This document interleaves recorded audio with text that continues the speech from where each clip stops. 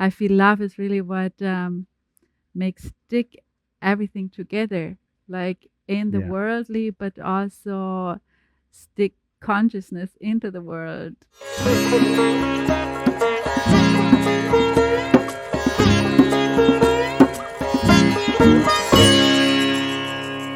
Action! Welcome to the Spirit of Yoga. We are Kirsten And Devdas. from the Akasha Yoga Academy. Today, we'll be exploring the topic of love, a very broad, big, important, fundamental topic. So, Devdas, what does love mean to you? I feel it's so exciting, we're having an unscripted conversation between husband and wife on the topic of love. But we also go into the great tradition of yoga, into the yogic definition of such things, and I feel like that's a useful and an interesting perspective to take. I actually feel like spiritually, and maybe let's see how controversial this is with people, but one of my teachers used to say the heart chakra is the tipping point Hmm. because it's basically the center of the chakra system, right? So energy can go up from there, but it can also go down from there. And then he would say, the heart chakra is kind of an interesting fulcrum energetically. It can go up or it can go down. And I feel like that's why, at least in my own spiritual practice, I feel like kind of working with joy and energy is a little bit easier in some ways than working with love spiritually, because love can fall, but usually not when it's supported by joy. It's like joy and energy is like enough to make the tipping point move up. What do you mean by love can fall? What's that? Like love can be attachment, right? And any attachment, especially to kind of like, especially if you're holding somebody else in a frame, it's like that is a kind of a violence, actually, right? It's like, I love you when you're like this. Yeah. And I would love to say, okay, but most people's love is never like that. Except it's not. Mm. It's like most people's love is like that. It's like, I love you as long as you stay in this shape. And it's like, that is violence, actually. Like Yeah. that is a violent.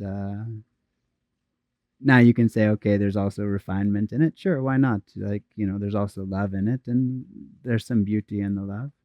Basically, what Um, you say is like as long as love is limited, it can tip. Basically, as long as love is more perceived as something that I really have to economize and take care of how much I give yeah, where, and like as long as I have such yeah, a like limited perspective on yeah, love, definitely can tip. yeah, But I feel as soon as it is understood that love is a universal yeah, stream, yeah, basically, yeah, that we just fall yeah, into or yeah, be part of it, yeah. I don't see that it can fall No, and anymore. and that's like, you Oh, used a very beautiful descriptive word, which is economize. It's like, if you're economizing your love, you're not in touch with that love that yeah, isn't a never-ending stream. You're still in the mode of thinking like, okay, there's a limited amount. You're going to get this much. I'm going to get this much. It's going to go like this.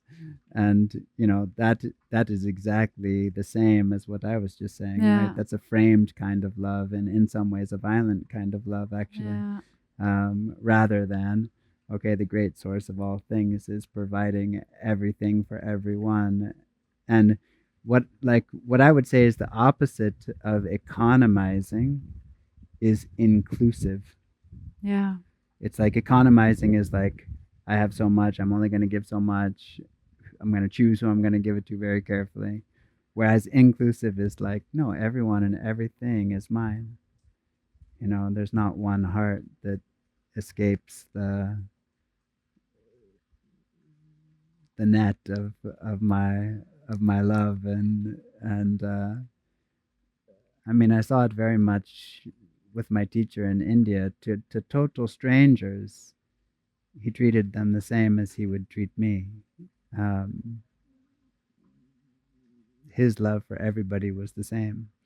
Now, sometimes people get it kind of I think sometimes people have a mistaken idea about the sweetness of that love. Like he loved everybody equally, but he could share some strong words with people when it was required.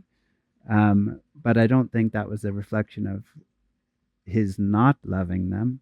I feel like it was a reflection of his loving them, as like he was present with them through whatever they were going through, and he stood by their side with whatever they were going through to a level that just can't be described, almost, because it was so intensely inclusive that it just defies our logical understanding even of inclusiveness. Like I think of always a story with him that one time he saw a cow that was dying. He used to go on this 11-kilometer walk when he was 80 years old. So 11 kilometers is really far. That's like 7 miles or 6 miles. So that's far. And halfway, all the way through his walk, he met a cow on the road that was dying. He walked all the way back to his house to get Ganga Jal. Ganga Jal is the water from the Ganga, and he used to get it high up from the source near the glacier. And he had read in the scriptures, and even Ramakrishna, the great Indian mystic, said, even one drop of Ganga Jal applied at the time of your passing can carry you to Mm. the heavenly realms. And so he went all the way back to his house, picked up his Ganga Jal, walked all the way back to the cow, which was another whatever, half of that, another 5-6 kilometers plus another 5-6 back. Like that means instead of an 11-kilometer walk, he went on a 20-kilometer walk so that he could bring Ganga Jal to a dying cow. Um, it's just it's inclusiveness that's so far beyond the rational aspect of the mind. Um, but it came for me that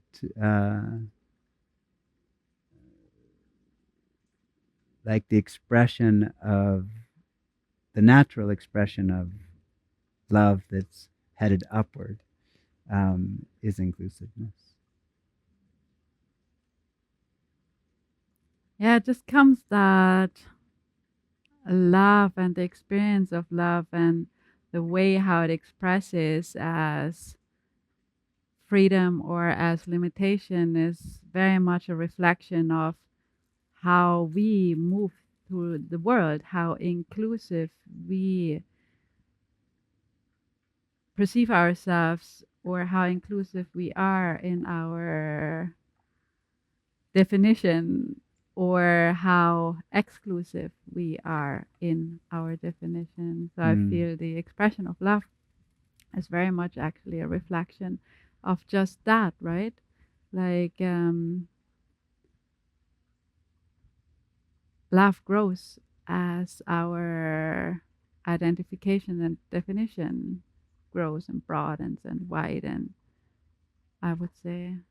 mm, So the love of a saint kind of encompasses not only, family, friends, and students known and unknown, but animals and plants yeah, and just the entirety of yeah, yeah. manifestation and non-manifestation. Mm, So that sounds to us maybe a little far, or to the rational mind, as you touch upon, far, because the rational mind is not the instrument for inclusion, but it's more the instrument for separation. Um, so I feel this is very much kind of a reflection just of our inner environment, how Mm. it's relating to the outer. Mm. Uh, Yeah.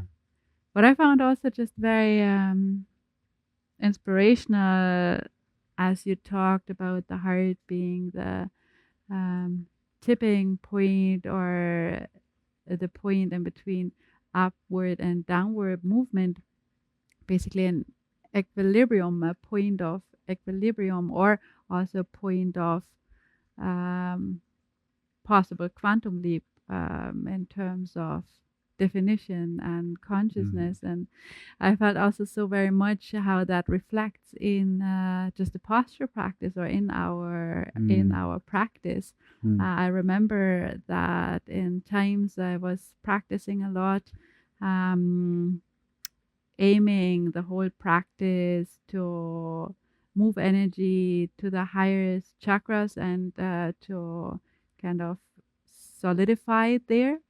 And it took me a long time to actually break this habit, inspired again and again and again by a very dear teacher, to actually not end there, but to bring it back Mm. into the body, into the Yeah. embodied state, Yeah. basically. And that left me actually feeling much more whole through the practice. Like, Mm. it didn't create this sense of Separation. separation in a way, Yeah. um, of worldly and consciousness, but kind of Mm. it brought this integration Yeah. into it. And I feel love is really what makes stick everything together, like in the Yeah. worldly, but also stick consciousness into the world in a Yeah. way. Yeah. Like, love is kind of really the Even glue even even of all of it. yeah, yeah, even even one sense, one sage of the yoga tradition said gravity isn't gravity, like the what keeps us Yeah. present on the earth, is an expression of love, actually, because it's that which is cohesive, it's that which like brings together. And Hmm. gravity would be also an expression of that, versus centrifugal force, which is that which takes you out, right? Yeah. Yeah. um, Yeah. so that's a very interesting reflection and way of looking at it. Like, it's and that in a weird way is also inclusiveness, right? That's back to where we started. It's like, what is excluded from the divinity? There cannot be anything that's excluded from the divinity. Like, and I think we talked about this in a previous podcast, but there's only two ways to go, actually. One is absolutely everything is divine and you just know it in your heart. Or the other is nothing is divine and you know that in your heart. And they are both valid pathways to yoga, actually. Of course, the nothing is divine can only be practiced if you live outside of society, right? Yeah. That means you're cursing everything and you're, you're full of,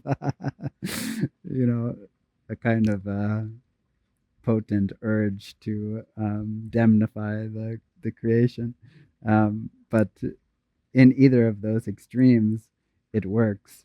What doesn't work is some of it's divine and some of it's not, Yeah. right? Because then you're in the realm of the mind.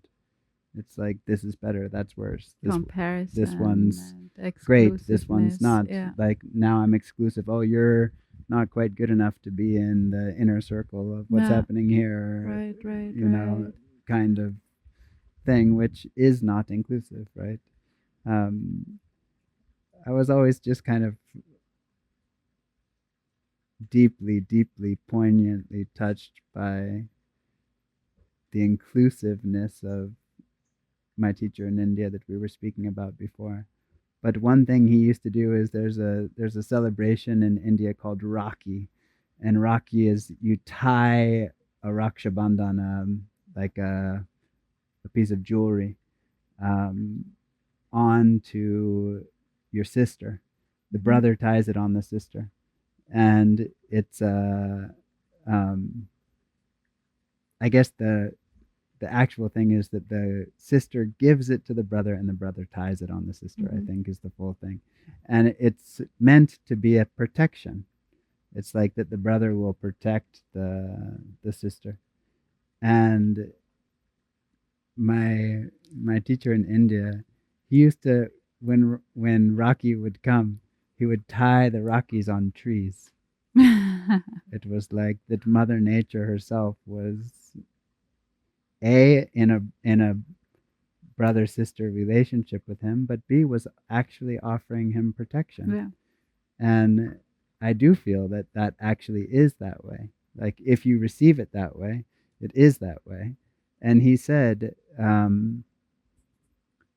for every single human disease, nature has the cure herself. Like she has immediately the cure for what's needed. And then he said, but we forgot how to ask her. Mm. And I feel like that's the inclusiveness of tying Rockies on trees, right? It's like Mother Nature herself, the great force of nature, is also protecting us and nurturing us. And actually, if we kind of sometimes people think, oh, maybe that's not true. It's like, think if one of the elements were gone, like if the sun was gone, if the air was gone, if the water was gone, like nothing will exist without that, right? It's like obvious that we're radically interwoven with life and with nature. Or the other way around, like imagine a world in which every human being would tie protection necklaces on the ankles and wrists of Mother Nature. Like Yeah, that would be a very yeah, different world to live in. yeah, for sure, for sure. Mm. Devdas, how does love and your practice come together? How does love support your practice? How does your practice express love? You know, I was thinking about this topic earlier and I had a whole different answer, kind of that I was pondering. But now that we're actually talking, I have a different answer. And my different answer is the story of the Buddha is extremely inspiring in that particular context. So the Buddha Mm. was like born the son of a king, and then there was this prophecy that he would either be a king or a great spiritual leader. And his father didn't wanted him to be a king and not a great spiritual leader, so he kind of created this little world that was completely insulated from anything negative. It was all beautiful people, it was all healthy people, it was all the best food, it was all the best of everything. And gradually the Buddha kind of discovered that he wasn't being let in on the whole truth. And at that moment, this kind of strong urge arose in him. I'm going to discover what's true. Like I'm going on a mission, I'm going on a journey to discover the truth. And he left behind this whole world, including his wife and his child. And he came in, before he left in the morning, he came in to look at them. And he said, if I do this on behalf of the world, how much more do I do it for you?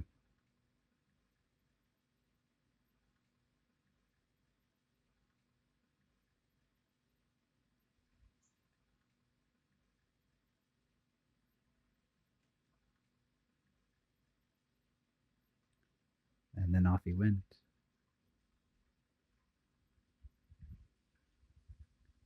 And then later in his life, he came back. But when he came back, it was a different story, let's say.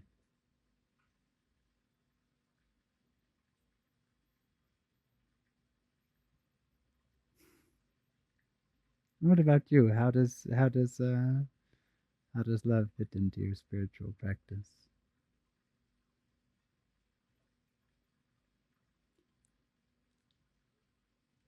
as we talked initially, that the expression of love or the experience of love relates very much to or reflects your state of being, basically.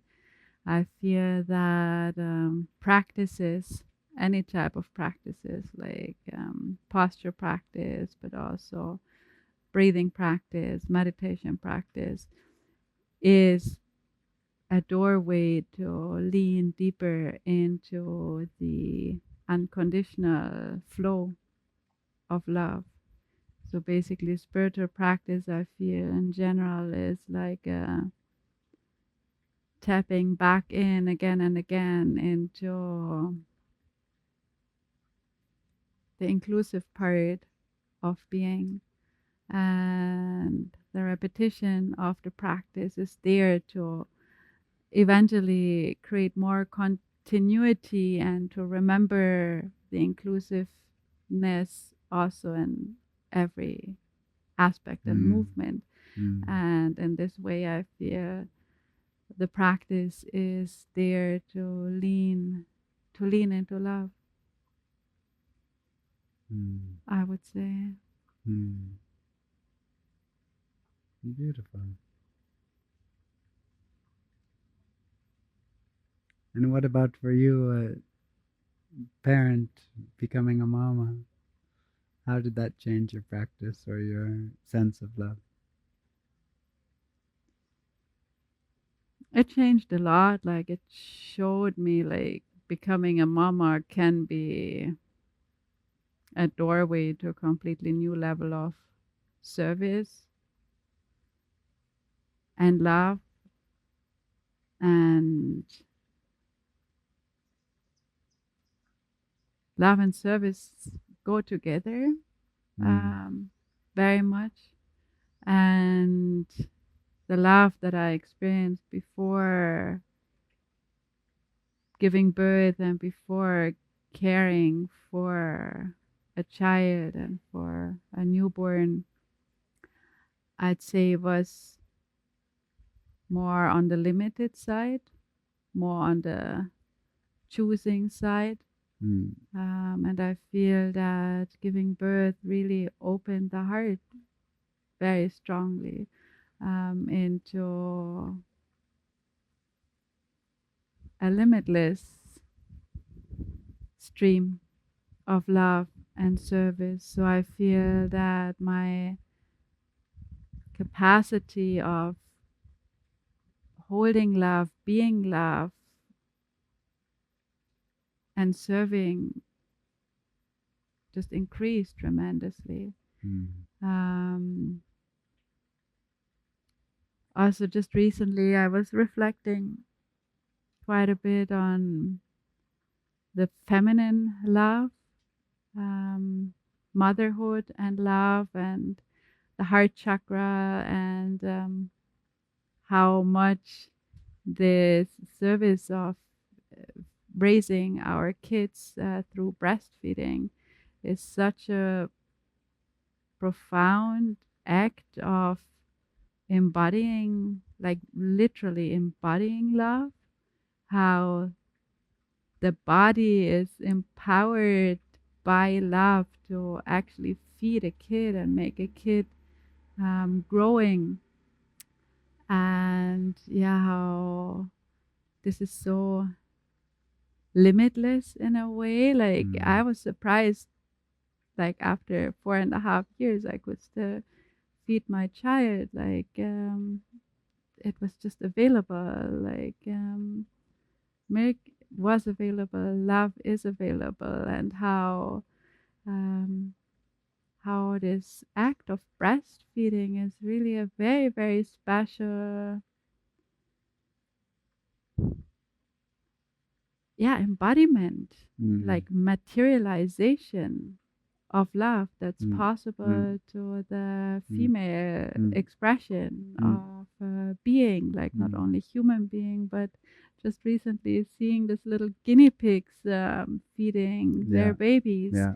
like how this it's a miracle. I feel like Yeah. it's a miracle how love and service just materialize, crystallize uh, in the mother's milk. And um, this whole breasts are of course very symbolic for the female body, but I just understood why, because it is Mm. just this the embodied source of Yeah. service and Yeah. love, and this Yeah. miracle of a materialized love. Yeah. Like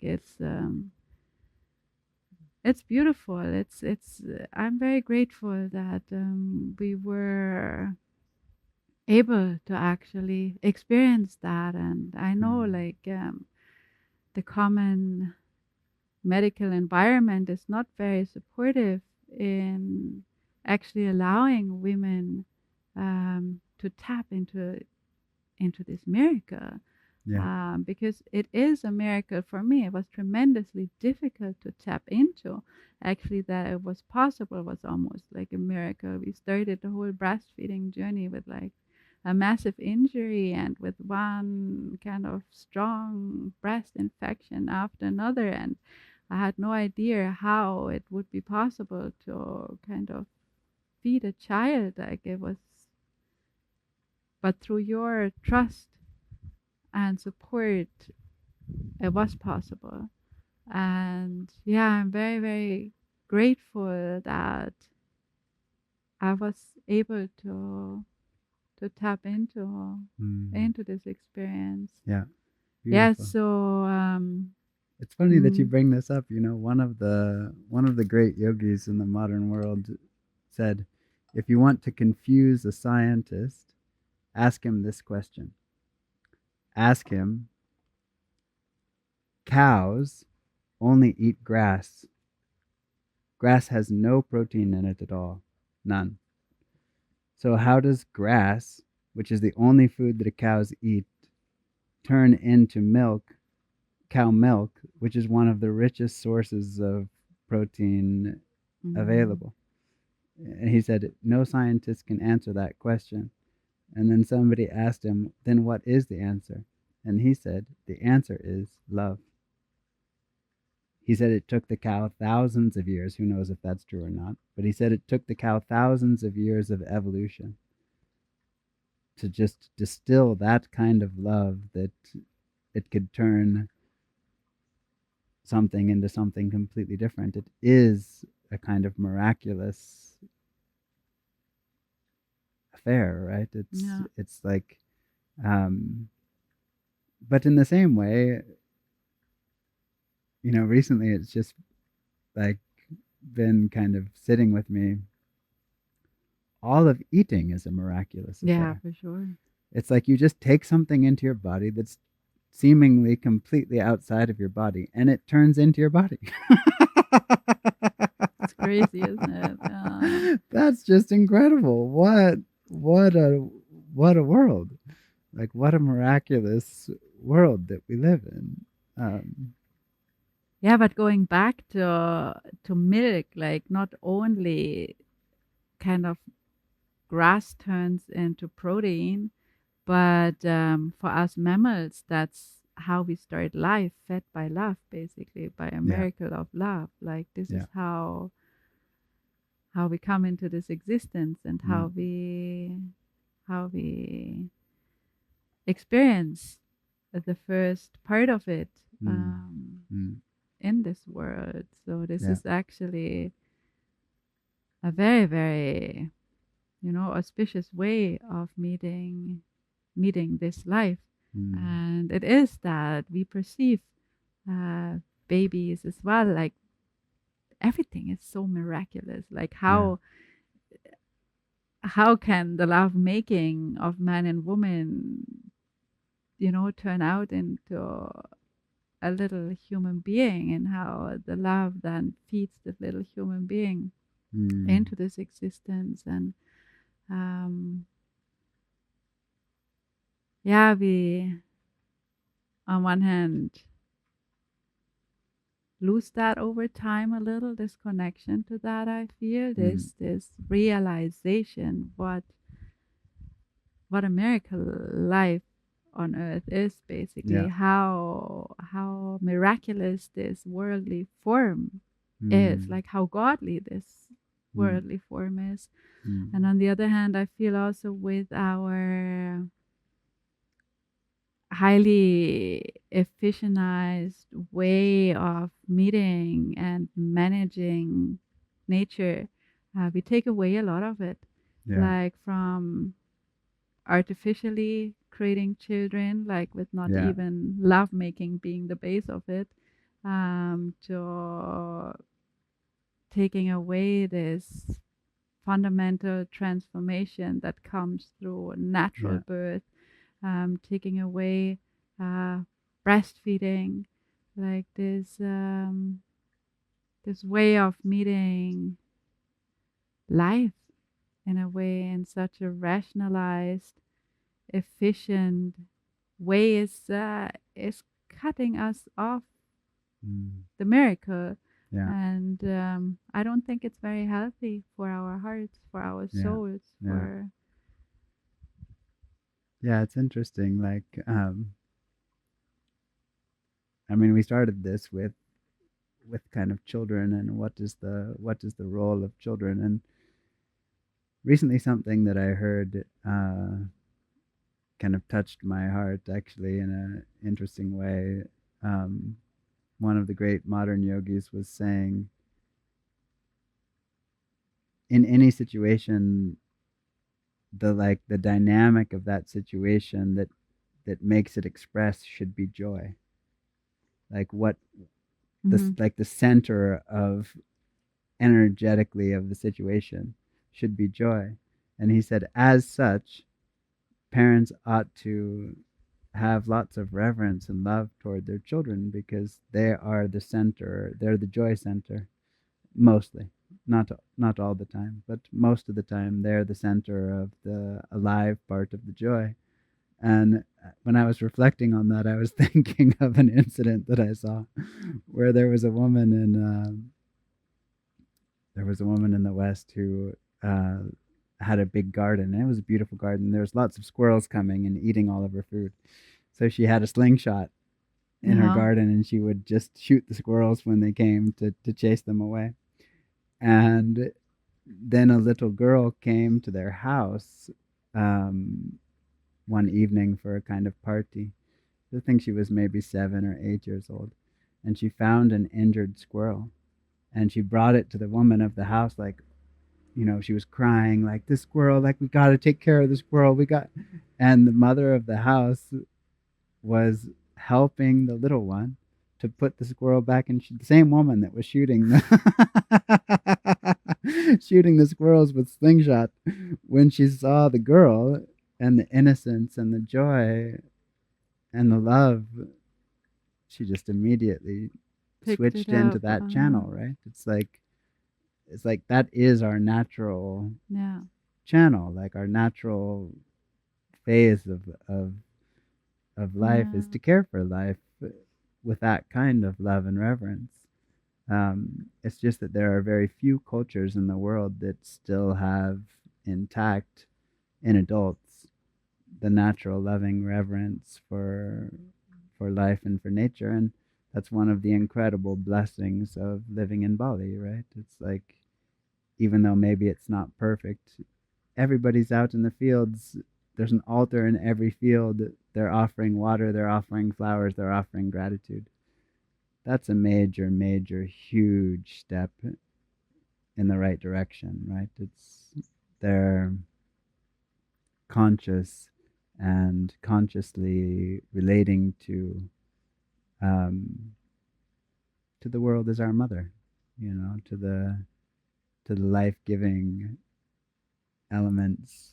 Uh, I just wondered if there's like, what is it that makes us create our society, our family, our own environment, to suffocate ourselves from this love and joy? Like, what force could drive that? Why is that? Like who would choose to create an environment in which suffering and contraction and Yeah. shutdown and disconnect is the fragrance, and who would exchange love and joy for that, and why, like what happened? Yeah. In a weird way, I feel like that's, I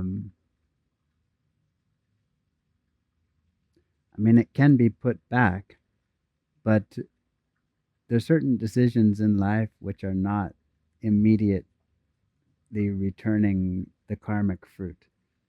Like one of my friends used to make what's kind of a joke, but it's also true. She said, if the if the follow up of karma was immediate, there'd be no bad karma. Like if you drink alcohol and as you're drinking it, instead of getting a good feeling, you have the hangover, you're never going to drink it. It's the only thing that allows you the illusion to do it is time. Mm. It's like you drink it and then you feel good, and then it's only later that you feel bad, and so you just let it happen. Um, but I think, like, on a societal frame, we're kind of looking at the same thing. It's like you have this kind of, like,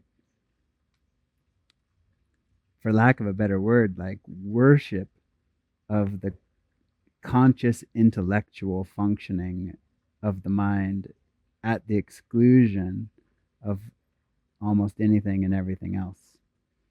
And you kind of have that up on the pedestal as the highest thing. And it doesn't really work. Like, because the intellectual mind is great, there's nothing wrong with it. It's also a beautiful part of life, but it's not meant to be at the top. Mm. It's meant to be something that we use Like the body. like the body. Yeah. It's it's it's fantastic, it's beautiful, it's wonderful, but it's not the most wonderful thing that's happening in the world. The most wonderful thing that's happening in the world is you and your spirit and your essence and life. And when we and I think you can go a long way down that path, and then it's a long way back, both as a society and as an individual. One of my fun teachers, who was quite a interesting character, once was talking with a homeless man, and she noticed somehow that he had a very good haircut. So she came and approached him. Tell me what's your story? And he told something of her story, of his story. And then she kind of looked at him and she said, "It's a long, slippery road down, isn't it? Um, like fast, you can just slide down the road. And it's a long, slow climb back up." And he sort of looked at her and he was like, "Yeah, Mm. And to some extent, I feel like, I hate to, sounds a bit doom and gloom, but I feel like society is kind of in a similar situation. It's just like it's fallen enough out that it's hard to align it again. And that's why I feel like, and everybody gets to choose their own thing, but I feel like teaching yoga and teaching yoga teachers is so essential to the well being of our planet, because if we don't get back in touch with this natural unity of life, then we're in what we were talking about earlier, the measuring aspect. Yeah. um, you know and in the measuring aspect, there's never enough. Like my teacher in India had a very funny thing that he'd taken from the scriptures of India. He said, "I've cut it 3 times and it's still not long enough." It's like, no matter how many times you cut it, it won't be longer. um, that measuring aspect of the Yeah. mind, it cannot get in touch with the unending river that you were talking about at the beginning, right? It's an unending river. It's like, well, if you cut it up, it's not an it's not an unending No, river. no. uh, so yeah, very interesting reflection. So I'm grateful that we had our opportunity to share on this topic. Very, very inspiring. Thank you, love. So this was Wisdom in Motion with the Akasha Yoga family. Keep shining in the spirit of yoga.